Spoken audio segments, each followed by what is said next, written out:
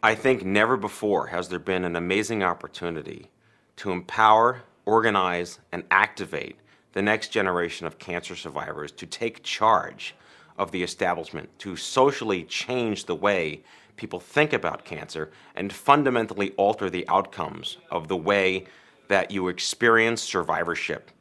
The young adult movement is powerful, it is energized, it is invigorated, it is a force to be reckoned with. A young adult can get cancer. Young people do get cancer. In fact, cancer is the #1 disease killer of young people under the age of 40. It is more people dying of cancer under the age of 40 than any other disease, and often the top 2nd, 3rd, 4th, and 5th can be added together and still numerically don't make up how many young adults are dying of cancer. So young people get cancer. How do we get an awareness to young people themselves that says, take yourself seriously, get to empower yourself by knowing your body, going out there and finding out when you've got symptoms, take them seriously. Find a physician who can answer the question, do you know how to treat a young adult with cancer? I think that a lot of the times being a young adult that we trust that the doctor is educated, they're the ones to know and aren't as comfortable challenging. And I think it's really important to recognize that a doctor is a tool.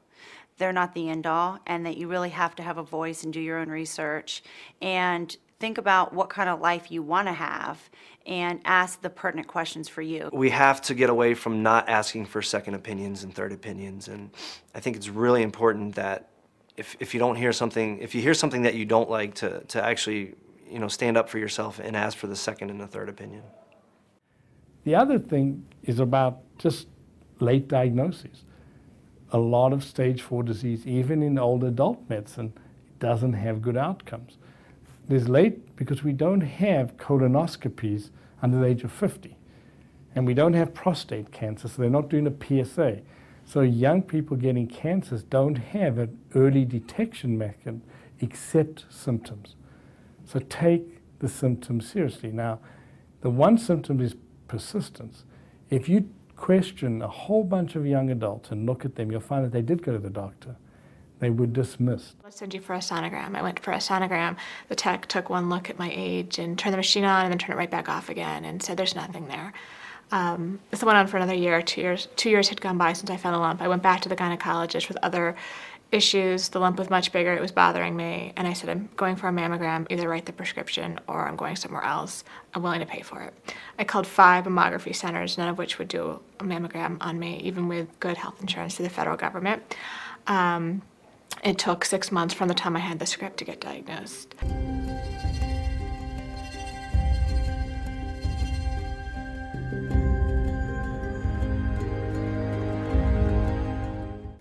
The survival rates for young adults with cancer have plateaued over the last 20 years. So when we look at that in terms of the diseases, what we do is we do aggregation of disease. So some diseases actually have improved and some we've had absolutely no improvement. What's the consequences of the cure?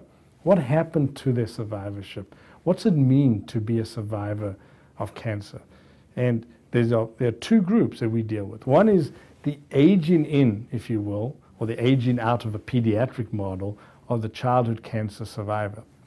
They finished, they're going up, but they're coming into adulthood with cardiac disease, kidney disease, anything that they come in. Each disease is left you with a different consequence.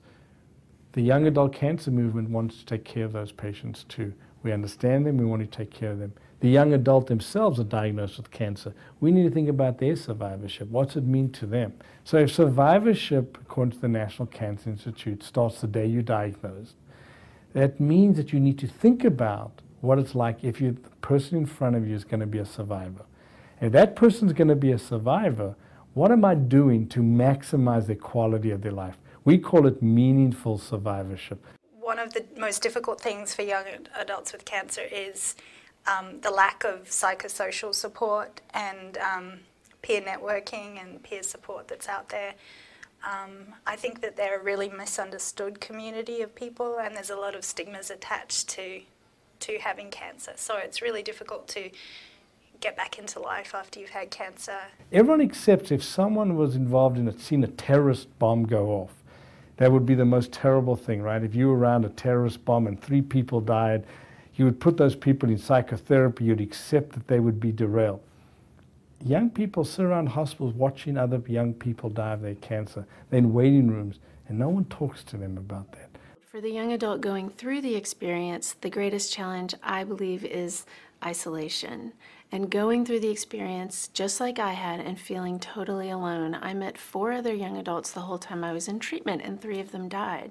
So it's lonely to start with, and you can't find other people who share that experience with you. There's just nothing like talking to someone else who's been in the same boat. When you think about having cancer at that age, what's it mean when you're derailed? What's it mean? How do you get back up on your feet? Well, all the young adults I talk to are not about pity. They're not about pity. They just want a helping hand up. They can get back up, and we need to help them. We need to give a helping hand. Well, there's not enough resources for them. They can't find resources. All the charities are about older adults and all about the young kids. So how do we help? How do we give them psychosocial support? How do we help them? I remember calling organizations and asking for support and asking for resources, and oftentimes you'd get answers back that just didn't seem right. One organization that I called said, well, people your age don't get cancer.